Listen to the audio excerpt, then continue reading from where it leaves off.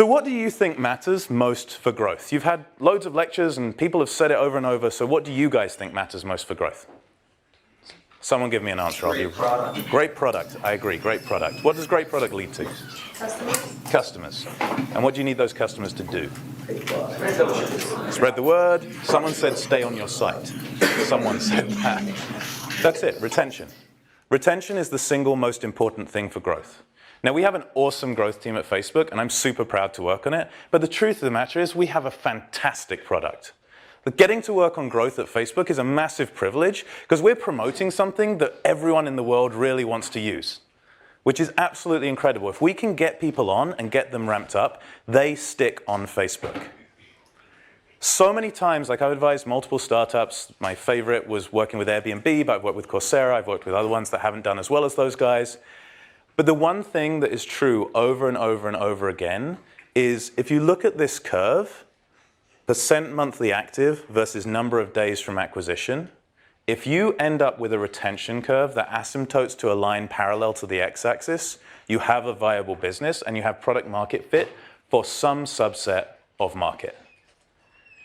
But most of the companies that you see fly up, who talk about growth hacking and virality and all of this other stuff, I'm going to try so hard not to swear, but it'll happen.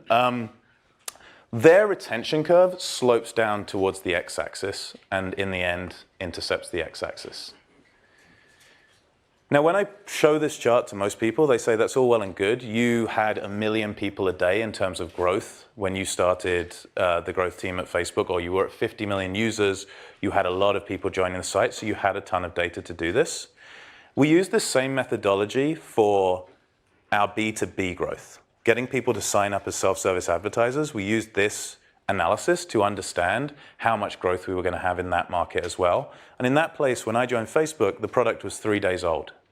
And within 90 days of the product launching, we were able to use this technique to be able to figure out what the 1-year value of an advertiser was. And we predicted it for the first year to 97% of what the number turned out to be. So I think it's very important to look at your retention curve, and this is how we did it. If you see here, this red line is number of users who have been on your product for a certain number of days. So a bunch of people, that should say 0, but a bunch of people will have been on the product. All of your users will have been on it at least 1 day. But if your product's been around a year or whatever, you will have 0 users who've been on it 366 days. Make sense? The curve's sensible? Cool. So what you then do is look for all of your users who have been on your product 1 day. What percentage of them are monthly active? 100% for the first 30 days, obviously, because monthly active, they all signed up on 1 day. But then you look at 31. Every single user on their 31st day after registration, what percentage of them were monthly active? 32nd day, 33rd day, 34th day. And that allows you, with only something like 10,000 customers or whatever, to get a real idea of what this curve is going to look like for your product. And you're going to be able to tell, does it asymptote? And it'll get noisy out towards the right-hand side. Like, I'm not using real data. It'll get noisy out towards the right-hand side, but you'll be able to get a handle on, does this curve flatten out or does it not?